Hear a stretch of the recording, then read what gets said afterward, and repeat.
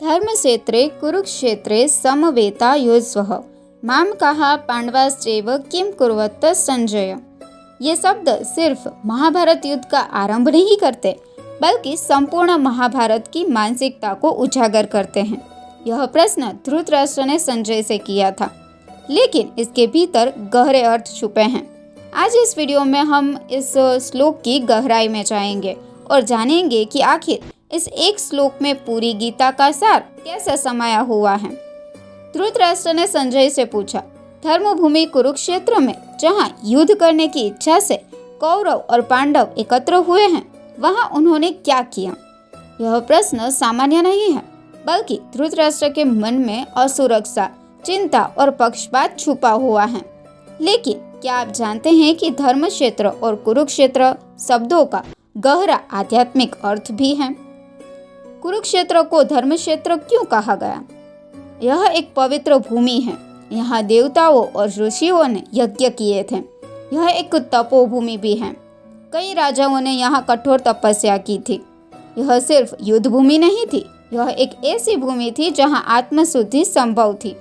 धृतराष्ट्र ने क्षेत्र शब्द का उपयोग इसीलिए किया क्योंकि यह उनके वंश की भूमि थी, लेकिन असल में यह स्थान धर्म और न्याय का प्रतीक था। समवेतायुस्वः, दोनों पक्ष युद्ध के लिए तैयार थे, लेकिन उनके उद्देश्य अलग थे। दुर्योधन का उद्देश्य कुछ ऐसा है, उसके लिए यह युद्ध सिर्फ राज्य प्राप्ति का माध्यम था। वह किसी भी प्रकार से जीतना चाहता था, धर्म से या अधर्म से। उसने श्री कृष्ण तक की शांति प्रस्ताव को ठुकरा दिया था। पांडवों का उद्देश्य कुछ ऐसा था, उनके लिए धर्म अधिक महत्वपूर्ण था, राज्य नहीं। युधिष्ठिर युद्ध नहीं चाहते थे, लेकिन माता कुंती की आज्ञा और धर्म रक्षा के लिए उन्होंने युद्ध को स्वीकार किया। इससे हमें यह सीख मिलती है कि जीवन में सिर्फ जीत ही महत्वपूर्ण नहीं होती, बल्कि वह किस मार्ग से प्राप्त की गई है, यह अधिक मायने रखता है। धृतराष्ट्र के शब्दों में एक विशेष बात छुपी हुई है। माम कहा पांडवाश्चैव, उन्होंने कौरवों को माम कहा यानी मेरे कहा, जबकि पांडवों को अलग कर दिया। इससे पता चलता है कि वे पक्षपाती थे और मोह में अंधे हो गए थे। इसी पक्षपात और मोह ने महाभारत के युद्ध को अनिवार्य बना दिया। यही सीख हमें अपने जीवन में भी लागू करनी चाहिए। यदि हम अपने परिवार, समाज और देश में पक्षपात करेंगे तो कलह और युद्ध अपरिहार्य हो जाएगा। इस श्लोक में सिर्फ महाभारत का संदर्भ नहीं है, बल्कि यह हमें हमारे जीवन के लिए भी एक गहरी सीख देता है। हमारे हर कार्य में धर्म का आधार होना चाहिए। सिर्फ स्वार्थ और लोभ के कारण निर्णय नहीं लेने चाहिए।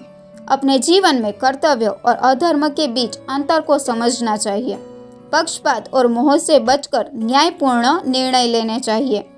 अगर हम इन बातों को अपने जीवन में अपनाएं तो जीवन का युद्ध भी सफल हो सकता है।